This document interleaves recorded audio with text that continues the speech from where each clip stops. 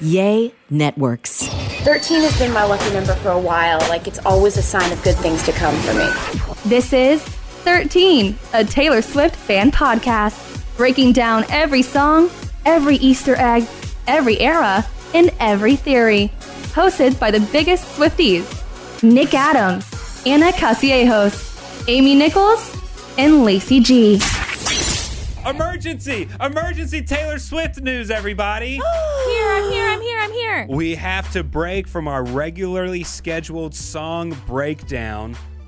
We got to talk about what happened on Stephen Colbert this past week. So much. So whenever Taylor Swift is going to do an interview, every Swiftie is ready with a pencil and a piece of paper, waiting to dissect every single thing she does, wears, says, everything.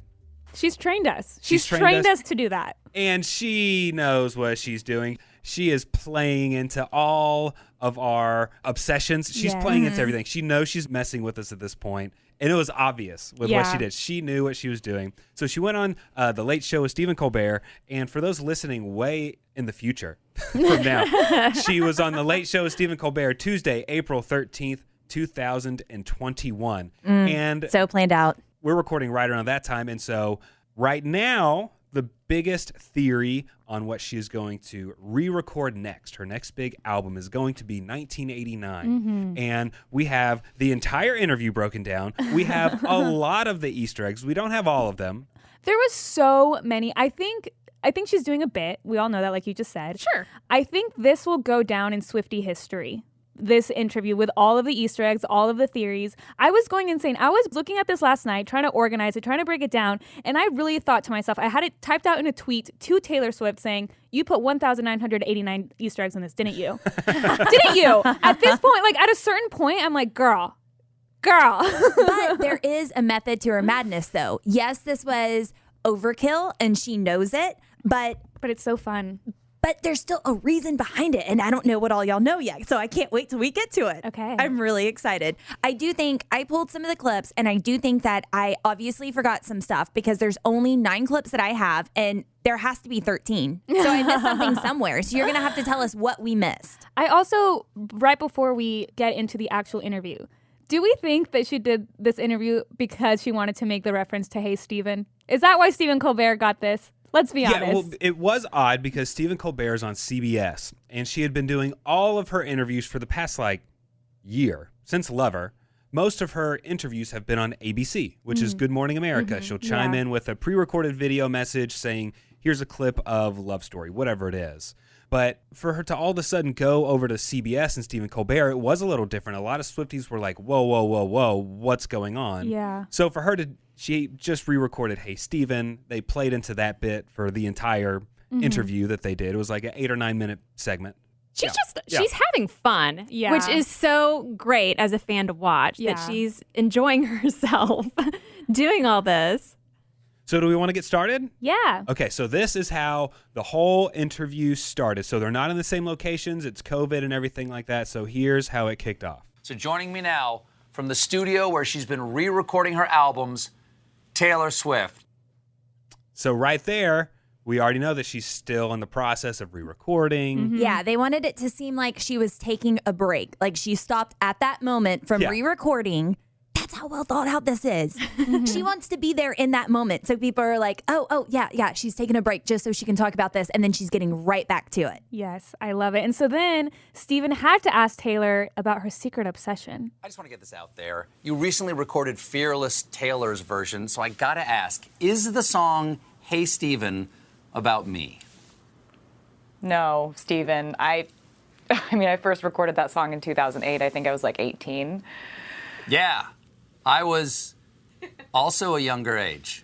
Right. Yeah. I mean, you were probably about 44 years, 179 days old, give or take, several hours. Wow, that is shockingly specific. I mean, like I said, I'm a big fan. Oh, that's nice. If Taylor says a number, the number means something. Okay, so Stephen Colbert is 44 years and 179 days old, right? When the song Hey Stephen was originally released. So this is where this kind of gets a little crazy, and someone on Twitter pointed this out.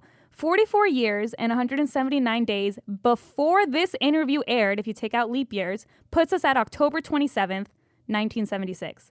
1989, what a coincidence, was released on October 27th, 2014. This woman is insane. How do you plan that out? That can't be real. That's not a real Easter egg. That just happened. Someone's making this an Easter egg. That didn't happen. And you know what? I did see that on Twitter. I didn't fact check that math. I just went along with it. We are not fact checking. We're not fact checkers. We paid attention in math class, not English class. We're not doing citations and going back and checking our work. Yeah. Okay, so Taylor is known for sending great gifts, and she sent one to Stephen. I've been meaning to thank you for sending me that signed CD. Oh, yeah. I signed it to you, Stephen with a PH. I sent it to the Colbert Report, 513 West 54th Street, New York, 10019, second floor office facing the street. Yeah, she mentions his offices, 513 West 54th Street in New York, 513 in the address, and 513 being Colbert's birthday, which we mentioned in the audio clip before, could both be a clue about this upcoming May 13th and Welcome to New York from 1989. Right. It's all there. The proof is in the pudding, It's right? all there. That's right. So she also went on to mention that Colbert is 5'11". Hey, that's how tall I am, everybody. Yeah? 5'11". 5'11". And that his social security number starts with 33035, and then he cut her off. So 3 plus 3 plus 0 plus 3 plus 5 is 14. Well, Friday, May 14th, that's usually when albums come out. Okay, so there's a theory that says she's going to announce something on May 13th, and then it's going to be released the next day on May 14th, which is my wife's birthday, everybody. Oh, happy birthday. Yes. So, how about his height? Let's break that down. 5 plus 11 plus 3 plus 3 plus 0 plus 3 plus 5 equals 30. 30 days from the day the interview aired is May 13th. Once again. So that would be the day of the supposed announcement.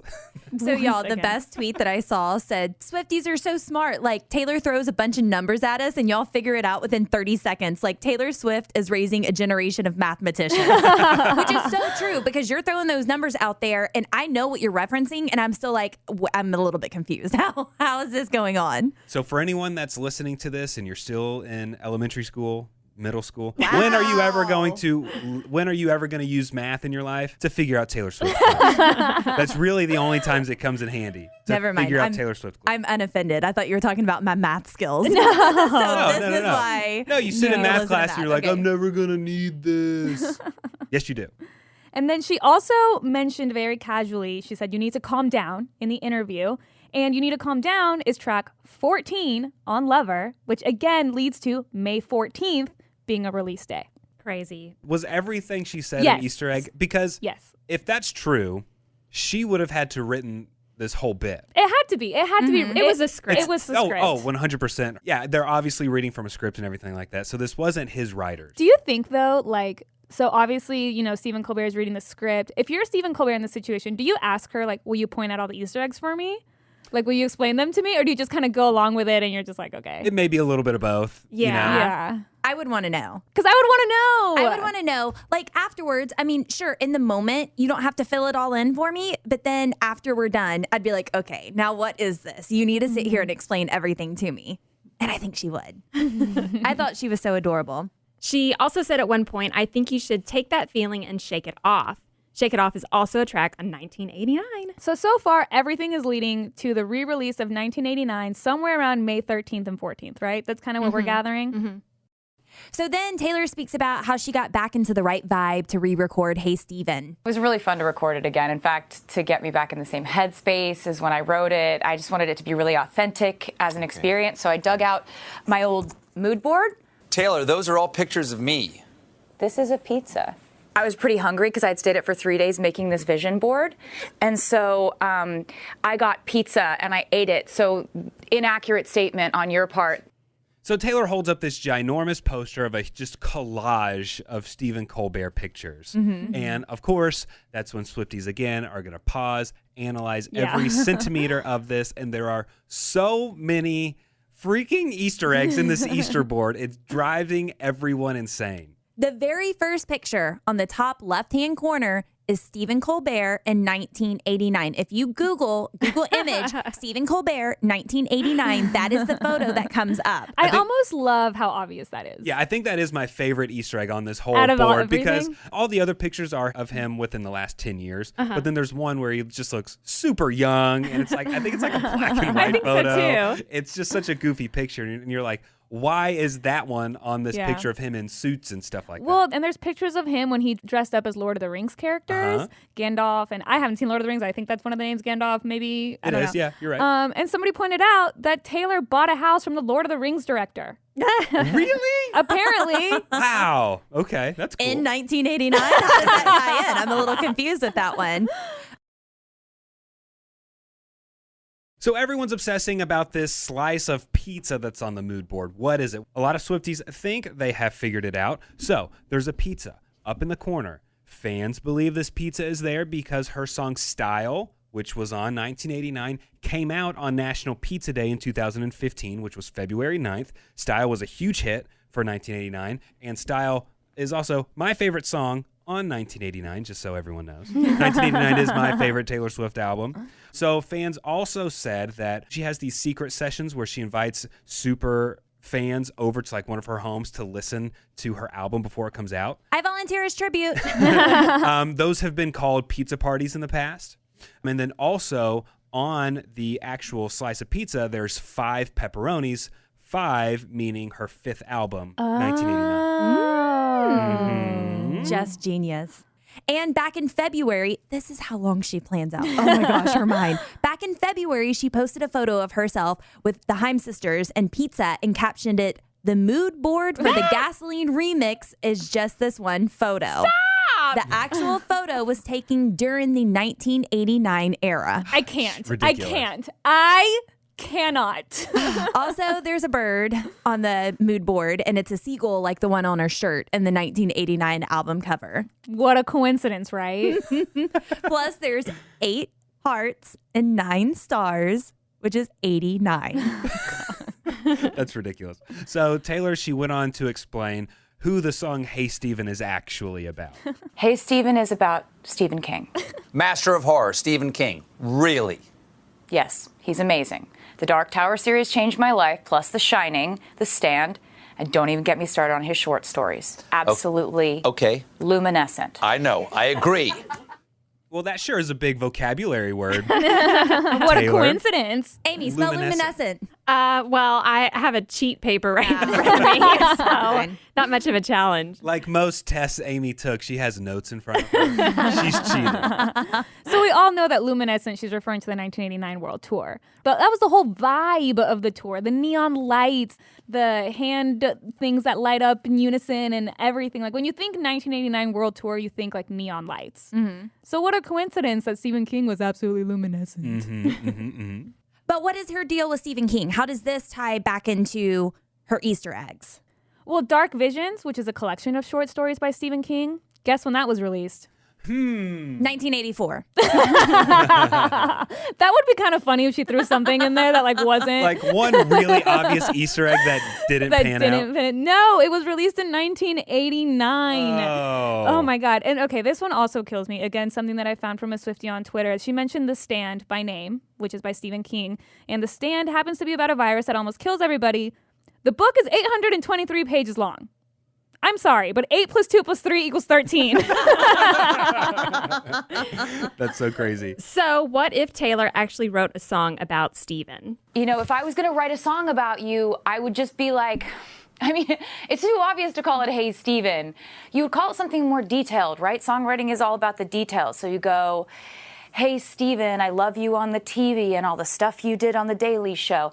And that time you were on Law and Order, you're 5'11", your middle name's Tyrone.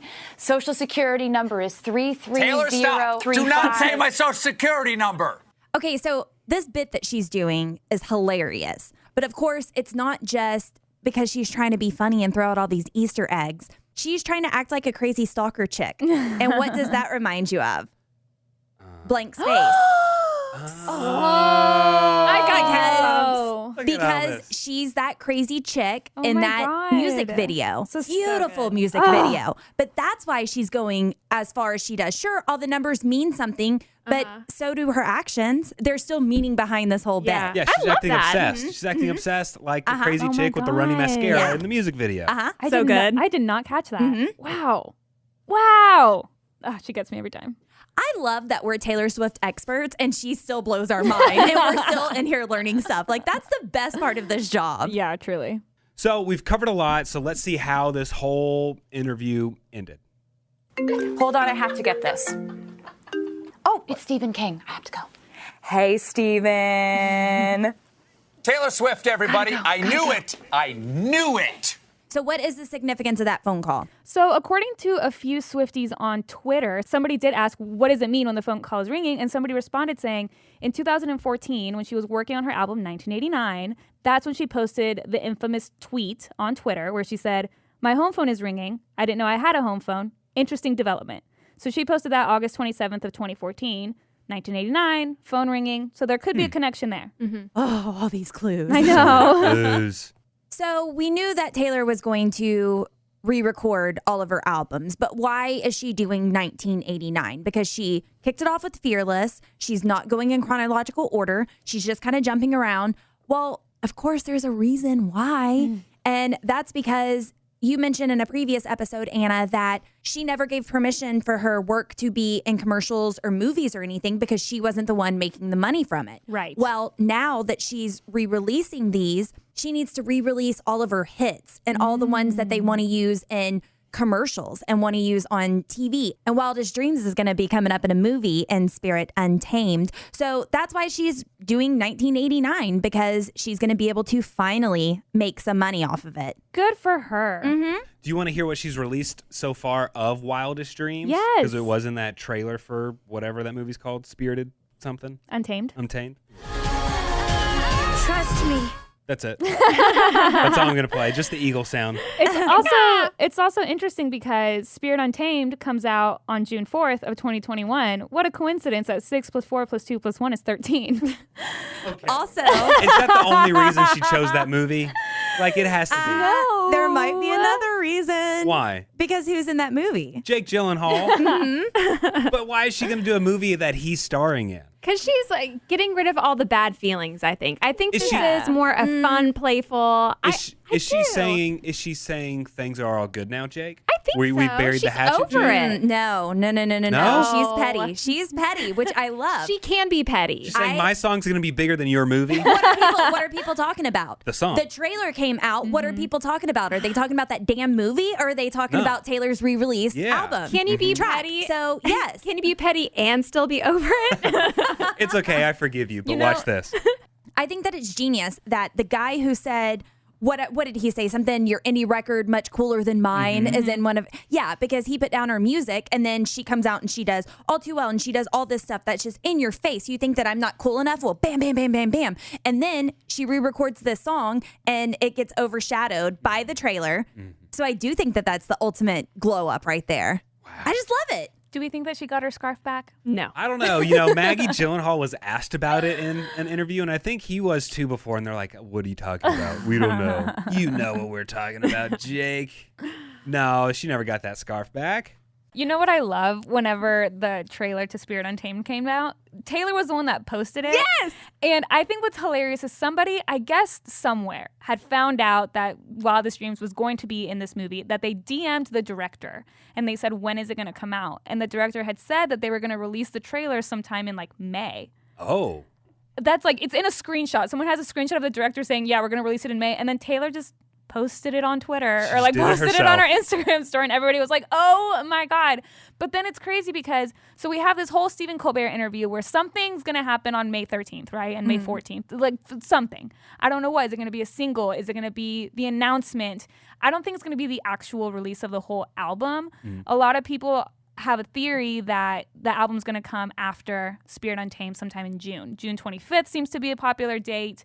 June 6th for some reason. That's a Swiftie theory that I don't have broken down in front of me. I can't tell you why June 25th, but regardless, the next 2 months are going to be very exciting.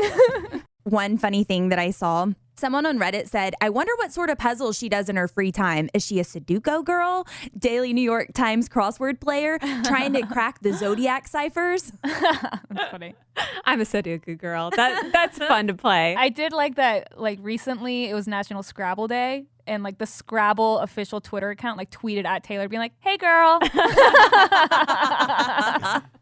I do want to end with, I don't know if anybody else caught this, but whenever I heard this in the interview, I was like, ouch. It's just the power of music, Ana. Good songs, they just make you feel like it's about you.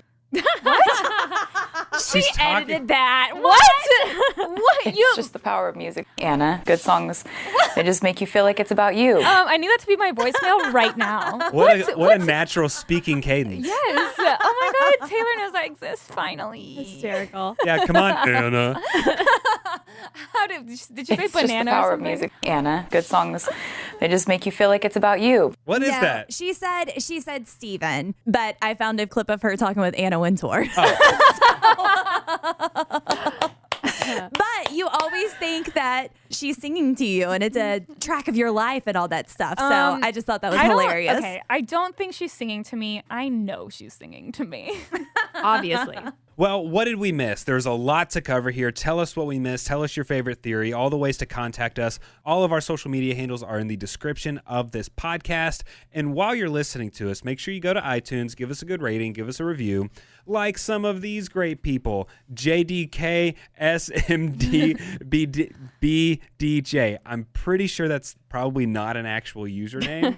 I thought you were going to say name. No, they just That's not an actual name. I think they just like hit their keyboard. Anyways, this person, they gave us a 5-star review and they said, I found out about this podcast on TikTok and now I'm obsessed. It's so good. Nick, what if that was Taylor and those letters actually mean something? Okay. J.